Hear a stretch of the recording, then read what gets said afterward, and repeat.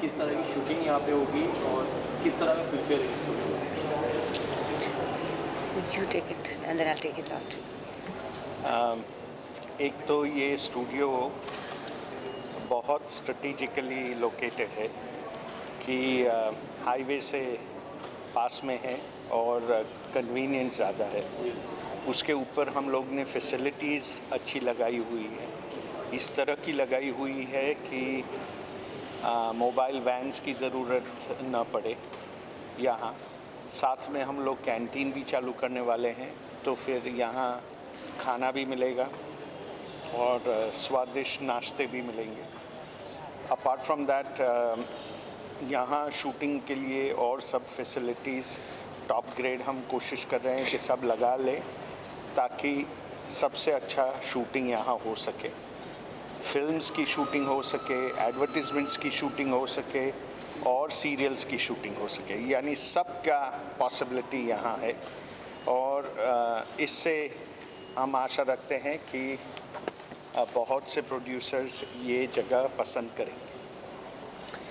So as an artist मैं यही कह सकती हूँ कि एक आर्टिस्ट जो अपने साल के ऑलमोस्ट 250 दिन एक स्टूडियो में बिताते हैं और 16-16 घंटे दिन के, ये स्टूडियोज़ हमारे लिए घर बन जाता है। और लेकिन बहुत कम स्टूडियो है जो हमको घर के फैसिलिटीज़ देते हैं, वो कंफर्ट, वो क्लिनलीनेस और वो A1 फैसिलिटीज़। ये स्टूडियो उनमें से है। ना ही ये हमारे घर से बहुत नज़दीकी में है तो हमारा टाइम सेव हो जाता है, पर अगर आप ये स्टूडियोज़ के मेकअप रूम्स देखोगे, स्टूडियोज़ के कैंटीन देखोगे, तो हमें मेकअप वैन्स की ज़रूरत नहीं है जो एक आर्टिस्ट को हमेशा एक क्लॉस्ट्रोफोबिक फील देती है। ये सब उन्होंने एक आर्टिस्ट के नज़रिया से देखा हुआ है, एक प्रोड्यूसर के नज़रिया से देखा हुआ, एक फ़िल्म मेकर से नज़रिया देखते हुए कि ये सब टेक्नीशियंस के नज़रों से ये स्टूडियो देखा गया कि ये फैसिलिटीज़ क्या ज़रूरत पड़ेंगी, और ये सब facilities top of the line दी गई हैं ये स्टूडियोज़ में। और कंटिन्यूस ये स्टूडियो का मोटो और मोटिव यही है कि continuously to upgrade, to innovate and to make it better and better. So और ऑफ कोर्स डिस्टेंस तो है ही बहुत अमेजिंग, और ख़ासियत यही है कि एक साफ़ सुथरा कैंटीन जो हर स्टूडियो में नहीं होता, बल्कि शायद फिल्म सिटी के अलावा में और शायद यशराज के अलावा में होता नहीं है, ये स्टूडियोज़ में है, with the variety of food भी जो कहीं और नहीं मिलता। सो देयर मैनी फैसिलिटीज़ जो सिर्फ़ और सिर्फ इसी स्टूडियो में अवेलेबल है।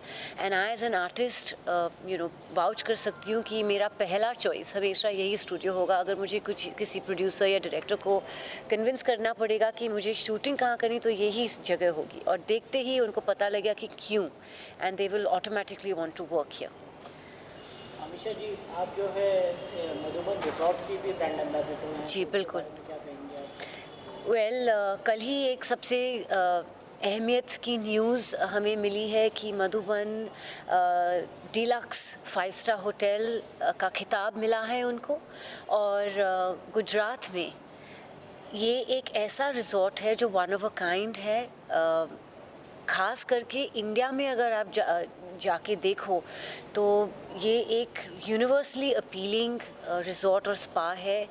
State of the art facilities, again hygiene, cleanliness, venues for numerous occasions, birthdays, weddings, parties. Also मैं कहूँगी कि जो आप एक कट ऑफ होना चाहते हो अपनी आम ज़िंदगी से और जाके वहाँ पीस, क्वाइट, फैमिली हॉलीडेज़, हनीमून्स, जो कुछ भी आप एक हॉलिडे रिजॉर्ट में या एक बिज़नेस फैसिलिटी में ढूंढना पाओगे, आपको हर एक चीज़ ये अंडर वन रूफ मिलेगी. And they've got one of the best and the finest spas as well. So हर चीज़ है. And if you see the food menu, it's extensive. यहाँ आपको हर तरह के इंटरनेशनल क्विजीन्स भी मिलेंगे जो स्पाज और रिजॉर्ट्स में मिलते नहीं हैं. So it's a unique, very unique kind of resort and I am very proud to be the brand ambassador of it. Amisha ji, आप पहले भी स्टूडियोज में मतलब कि फिल्मों के लिए जा रही थी, तो आपको ऐसा कोई स्टूडियो अच्छा लगता था कि जो आपको लगता था कि हाँ ये थोड़ा हॉलीवुड स्टैंडर्ड का है या कुछ ऐसा है? शायद यशराज एक ऐसा स्टूडियो है जो एक हॉलीवुड स्टैंडर्ड का स्टूडियो है. और अभी हमारे उनके साइज़ के हिसाब से नहीं, लेकिन फैसिलिटीज़ में हर चीज़ यहाँ मिलेगी आपको.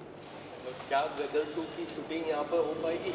बिल्कुल हो पाएगी, क्यों नहीं. और ये स्टूडियो हमारे लिए बहुत लकी भी होगा और काश यहाँ हम शूटिंग करें. और अभी आज खुला हुआ है तो मैं अनिल शर्मा जी को ज़रूर बताऊंगी. ऑब्वियसली फर्स्ट उनको ही बताऊंगी. और ये स्टूडियो हमारे लिए गदर 2 के लिए लकी ही महसूस होगा और लकी ही प्रूव होगा. अमीषा जी, बीइंग द स्टार, मतलब आप स्टूडियो में क्या क्या फैसिलिटीज देखती हैं और आप कितना मतलब कि आपको लगता है कि आपके घर के करीब होना चाहिए ऐसा कुछ है? जैसे मैंने कहा ना, एक आर्टिस्ट के लिए जो 260 to 270 डेज़ एक स्टूडियो में बिताते हैं and 16 to 17 hours, and not only artist, हर टेक्नीशियन अपना घर छोड़ के इतने, there is no job that requires so many hours away from your house. तो हर टेक्नीशियन के लिए, हर इंसान के लिए जो 200-300 लोग जुड़े होते हैं एक शूट को लेकर, उनके लिए एक ऐसा माहौल क्रिएट करना जहां वो खुश रहे और खुशी से काम कर सके इज़ वाइटल.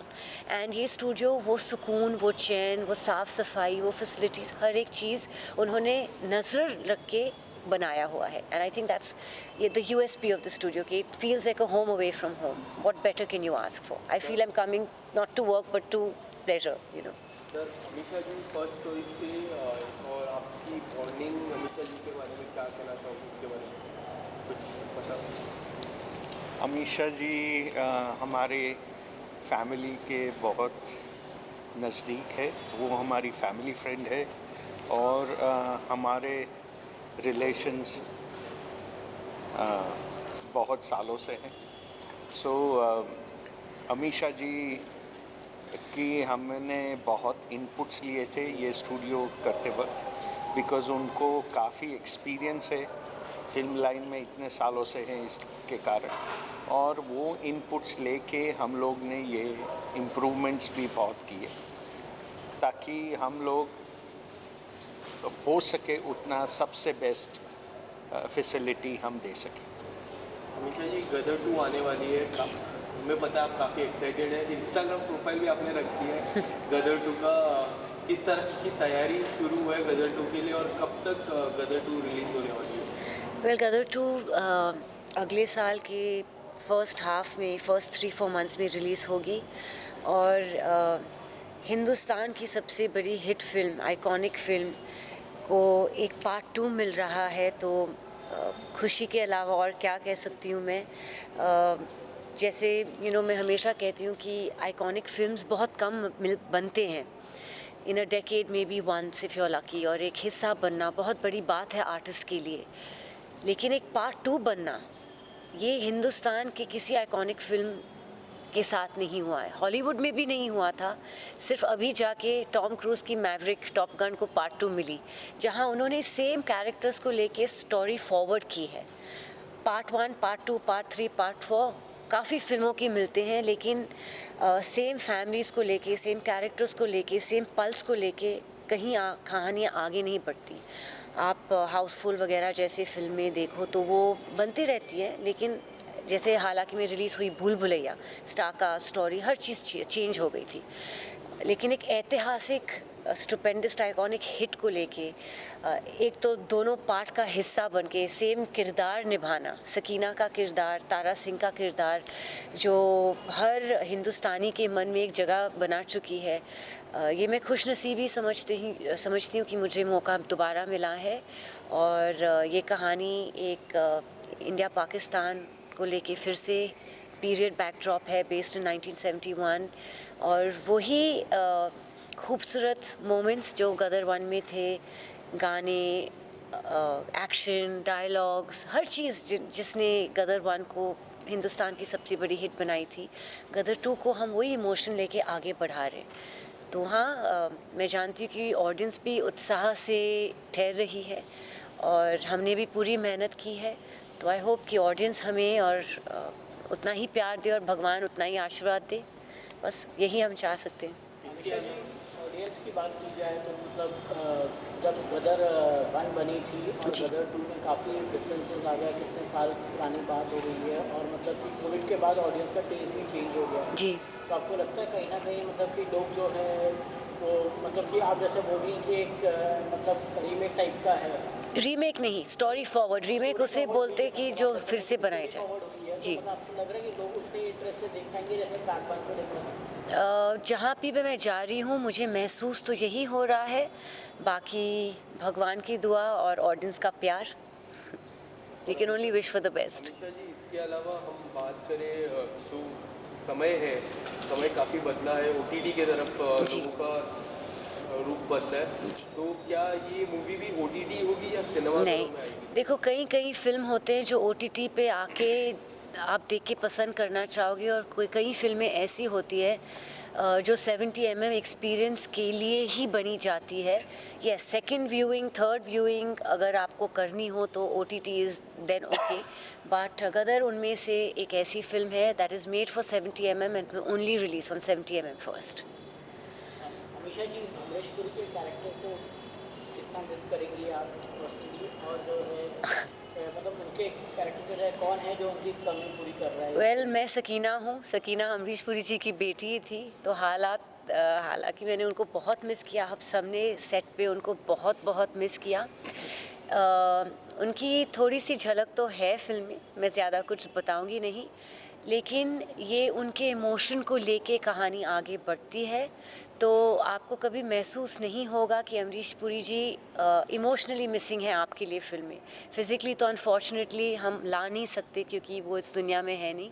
सिमिलरली जो विवेक श्रॉफ थे जिन्होंने दरमियान सिंह का रोल किया था, जिन्होंने लोगों ने इतना प्यार दिया, तो अनफॉर्चुनेटली हम लोग ने बहुत मिस किया सेट पे। दे वर वाइटल कैरेक्टर्स और फिल्म को बहुत ऐड किया था, पर आई होप कि जो भी